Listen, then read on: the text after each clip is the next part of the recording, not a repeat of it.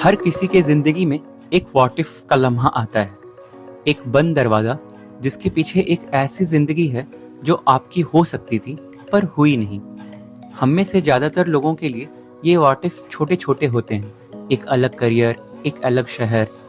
लेकिन कुछ कहानियों में ये व्हाट इफ इतना बड़ा होता है कि वो एक पूरी सल्तनत का, एक पूरी जिंदगी का रुख मोड़ देता है। ये कहानी एक ऐसे ही व्हाट इफ की है, विजय माल्या का वो सबसे बड़ा, सबसे अहम व्हाट इफ मोमेंट जिसके बाद शायद कुछ भी पहले जैसा नहीं रहा। तो बात है साल 2008 की। दुनिया की इकोनॉमी एक तूफान के बीच में थी।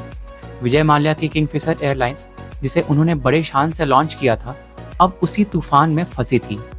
उनका अपना तजुर्बा, उनका अपना बिजनेस दिमाग एक ही इशारा कर रहा था कि जहाज को नीचे उतारो, एयरलाइन का साइज छोटा करो, नुकसान को यहीं रोक दो, और ये उनका प्लान ए था। लेकिन फिर वो एक मीटिंग के लिए जाते हैं उस वक्त के फाइनेंस मिनिस्टर श्री प्रणब मुखर्जी के पास, और उस मीटिंग में उनके सामने एक प्लान बी रखा जाता है। एक ऐसा प्लान बी जो शायद सुनने में देश के लिए अच्छा था, पर उनके लिए वो एक ऐसा रास्ता साबित हुआ जहां से उनकी वापसी बहुत मुश्किल थी। एक पल के लिए सोचिए, क्या होता अगर माल्या उस दिन प्लान ए को चुनते। वो एयरलाइन को डाउनसाइज करते, शायद कुछ रूट्स भी बंद कर देते, कुछ लोगों की नौकरी चली जाती और मीडिया में उनकी थोड़ी आलोचना भी होती। लेकिन किंगफिशर एयरलाइंस एक छोटे मैनेजेबल साइज में शायद बच जाती। कर्ज का बोझ तो इतना नहीं बढ़ता, और विजय माल्या आज भी इंडिया के सबसे बड़े लिक्कर बैरन के रूप में जाने जाते, ना कि एक भगोड़े के रूप में। ये थी एक संभावना, लेकिन उन्होंने दूसरा रास्ता चुना। बैंक ने सपोर्ट किया, पर वो सपोर्ट एक दलदल साबित हुआ।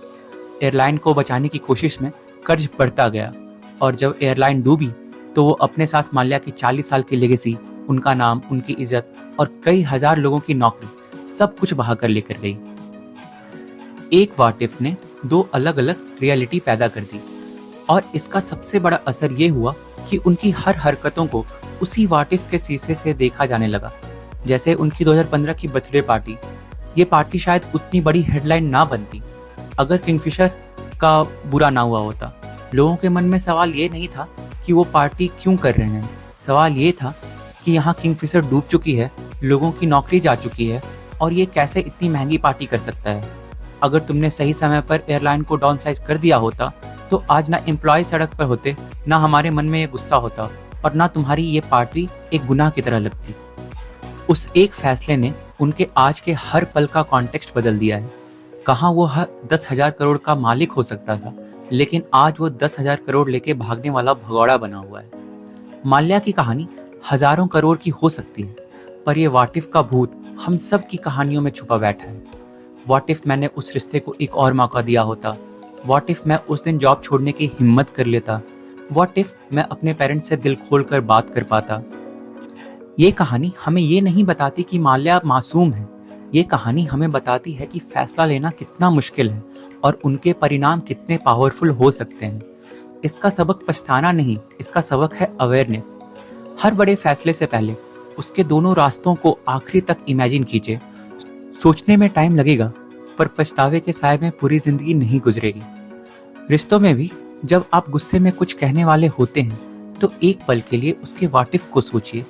व्हाट इफ ये लफ्ज मैंने कह दिया, इसका असर एक हफ्ते बाद क्या होगा, एक साल बाद क्या होगा?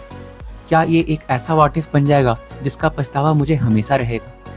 ये एक पल की अवेयरनेस आपको सालों के पछतावे से बचा सकती है। विजय माल्या अपने व्हाट इफ के साथ जिएंगे, हम सब भी अपने व्हाट इफ के साथ जिएंगे, लेकिन आगे आने वाले हर मोड़ पर हम उनसे एक सबक ले सकते हैं, रुकने का, सोचने का, और एक ऐसा रास्ता चुनने का जिसके साथ काश लफ्ज का बोझ सबसे कम हो।